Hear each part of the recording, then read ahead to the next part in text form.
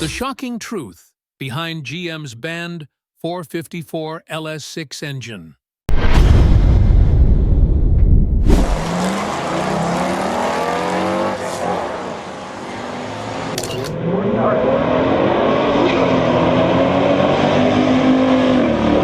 The Chevrolet 454 LS6 engine wasn't just an engine, it was a thunderous legend. Introduced in 1970, the GM 454 LS6 transformed the Chevelle into a street-legal race car, boasting mind-blowing horsepower and torque. This big-block powerhouse dominated the muscle car scene, but its reign was cut short. Rising insurance costs, stricter regulations, and shifting markets led to its ban. But the legacy of the GM 454 LS6 remains one of the most revered and feared in automotive history. So, why did GM ban this beast of an engine? Stick around to uncover the shocking truth behind the GM 454 LS6 engine and its lasting impact on muscle car history. Don't forget to like and share the Muscle Car Masters channel for more thrilling stories.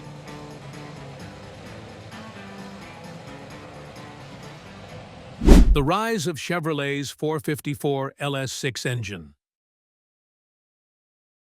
The 1960s were a wild era for American performance cars. Each year, engines got bigger, horsepower skyrocketed, and competition on both the streets and racetracks grew fiercer. At the forefront of this horsepower war was General Motors, the world's largest automaker. Chevrolet, Pontiac, Oldsmobile, and Buick were cranking out high-performance machines that thrilled enthusiasts and sent rivals scrambling to keep up. But in 1963, everything changed. GM didn't gradually step back. It was as if someone had flipped a switch. Racing support vanished. High-performance engine development slowed. And by 1970, even as muscle cars reached their peak, GM's self-imposed rules held them back from total domination. The ban on large displacement engines in mid-size cars cut short some of the most promising muscle machines before they ever had a chance to shine. But why would GM, the undisputed king of performance, willingly pull the plug on its own muscle car success? Why put restrictions on the very cars that made it a powerhouse? The answer isn't simple. It was a combination of government scrutiny, corporate caution, and executive decisions driven by fear of the unknown. And the seeds of this shift were planted long before the golden age of muscle cars even began. Chevrolet's big block V8s, like the 396 and 427, were already ruling the streets and racetracks. These engines powered iconic cars such as the Camaro, Corvette, and Chevelle, delivering the performance and sound that muscle car enthusiasts loved. In 1970, Chevrolet decided to up the ante. They removed their self-imposed cap on engine displacement for mid-size cars, paving the way for the massive 454 cubic-inch V8, the biggest engine Chevy had ever installed in a production vehicle. But they didn't stop there. They took this powerhouse and created the LS6 variant, which boasted a factory-rated 450 horsepower and 500 pound-feet of torque. At the time, these figures were unprecedented in a Chevrolet production car, instantly elevating the LS6 to legendary status. The LS6 wasn't just about size, it was a feat of performance engineering. Introduced in 1971 as a high-compression version of the 454, the LS6 became a rare and highly sought-after engine, especially in the Corvette lineup. It featured an aggressive design with an 11.25:1 compression ratio, a high-revving 6,500 RPM redline, and a solid lifter camshaft, giving it a race-ready demeanor. Chevrolet paired the LS6 with either a heavy-duty M22 Rock Crusher 4-speed manual or a Turbo 400 automatic transmission, ensuring efficient power delivery to the wheels. The engine also came equipped with a forged steel crankshaft, forged aluminum connecting rods, and an air injection pump, state-of-the-art technology for that era. ZR2 Racing Edition. And if the LS6 wasn't already wild enough, Chevy had one more trick up its sleeve: the ultra-rare ZR2 package. Designed for racing, the ZR2 added an aluminum radiator, transistorized ignition, power brakes, and a specially tuned suspension, making it an even more hardcore performance machine. A beast of an engine, a legend in the muscle car world. The LS6 was the ultimate expression of Chevrolet's golden era of high-performance V8s. This was the time when horsepower knew no limits, and the LS6 proved it in the most thrilling way possible.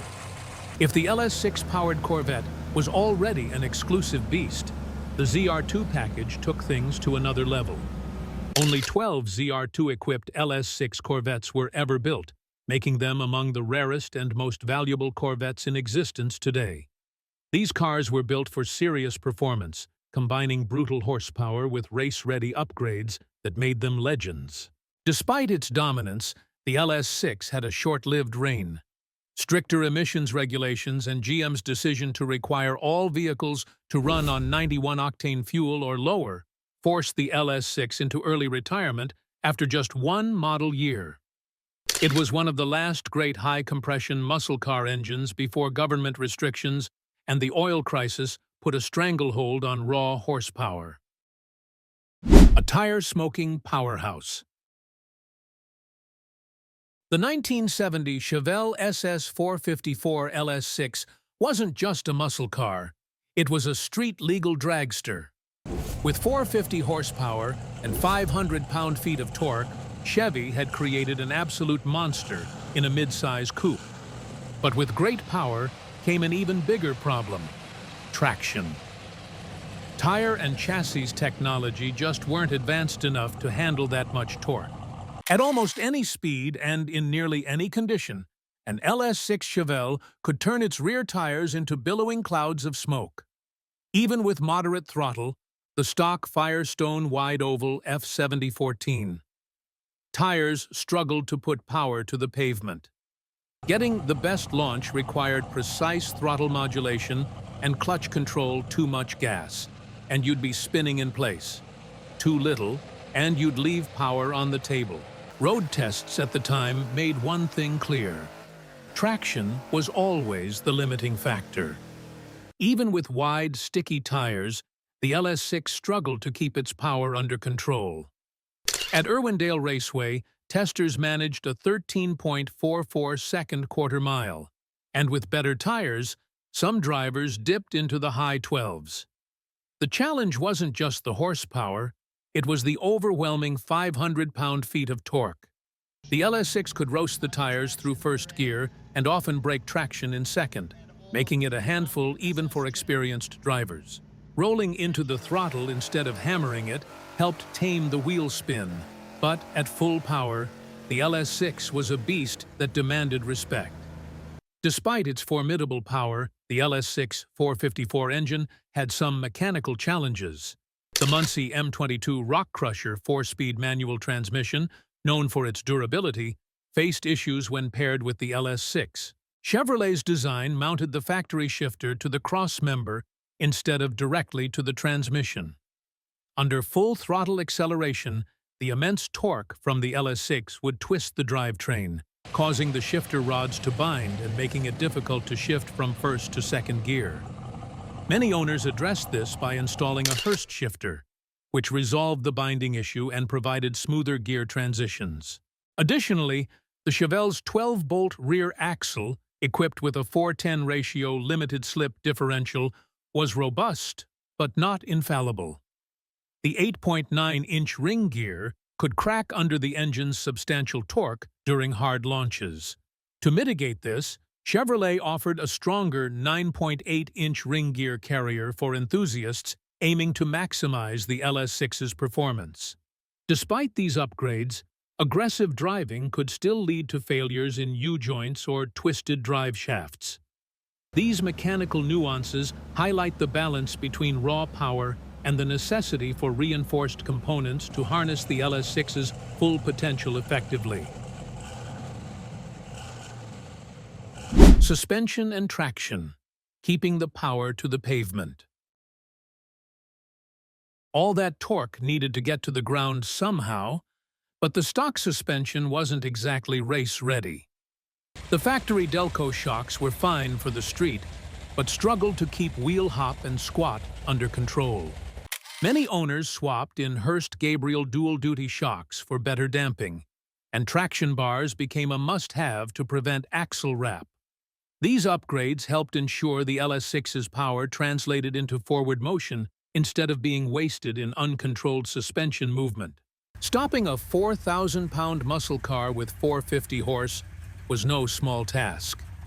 The SS package came with power front disc brakes and rear drums, which were decent for daily driving. But get into high-speed runs, and brake fade became a real concern. With the LS6's ability to rip through quarter-mile times in the low 13s, drivers needed better stopping power. Many upgraded to wider wheels and tires to improve grip and shorten braking distances. The LS6 had an 11.25 to 1 compression ratio, which meant it demanded premium leaded fuel. Its Holley 4150 carburetor was leaned out on the primary side to pass emissions tests, but that caused minor surging at highway speeds. And let's talk mileage. This thing chugged gas at an astonishing rate.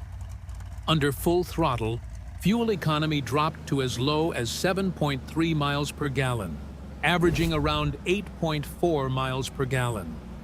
A full tank barely lasted 200 miles if you had a heavy foot. Owning an LS6 wasn't just about handling the power. It was about affording the gas and the sky-high insurance rates that came with it. Performance and handling, more than just a straight-line bruiser. Despite its brute force, the LS6 Chevelle wasn't a one-trick pony. Power steering and front and rear stabilizer bars gave it decent handling for a muscle car. Sure, it wasn't carving corners like a European sports car, but for a big American machine, it held its own.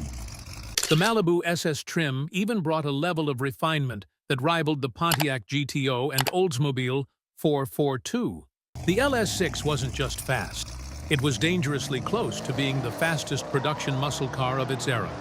The only true rival? The 1970 Plymouth Hemi Cuda.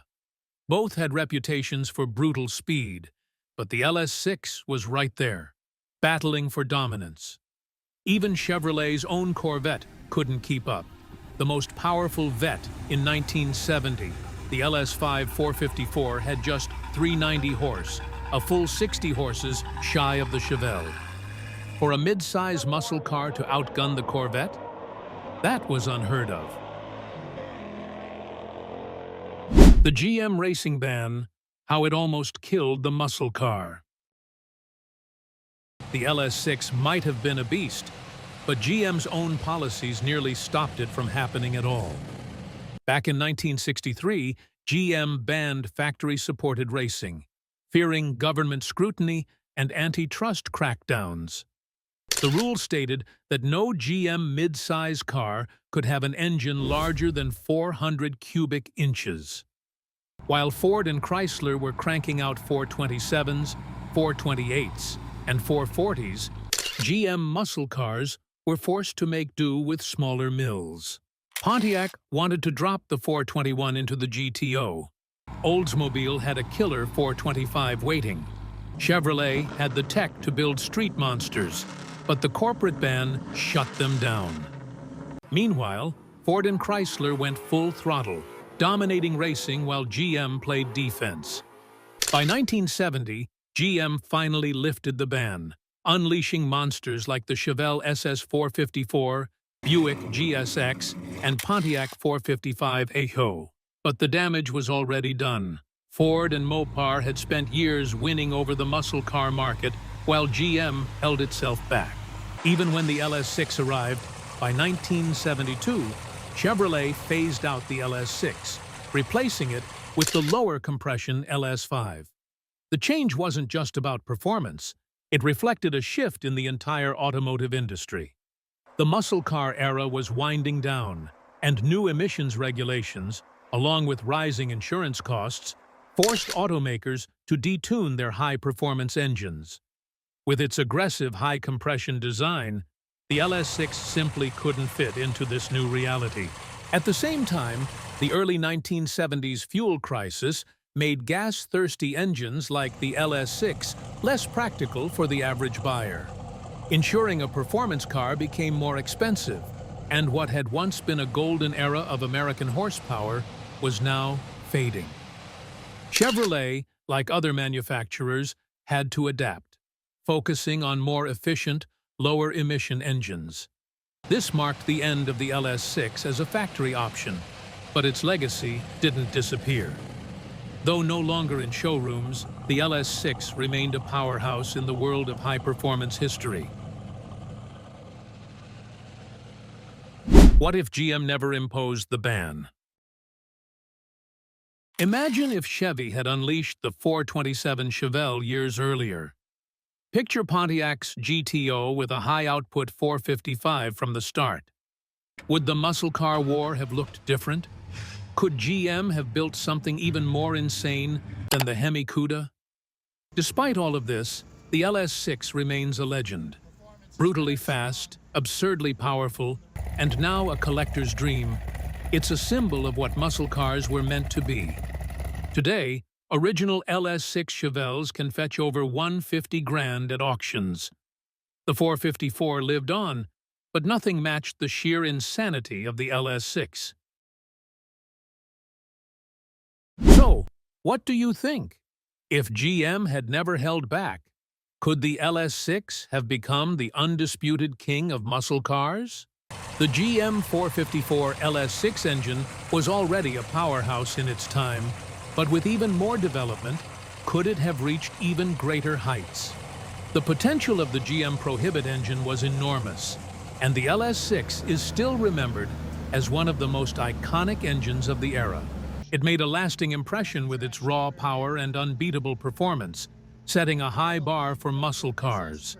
Imagine if GM had pushed the limits even further. Would the GM 454 LS6 have been the ultimate engine in the muscle car world? Let us know your thoughts in the comments. Don't forget to like, share, and subscribe to Muscle Car Masters for more stories and insights into high-speed history.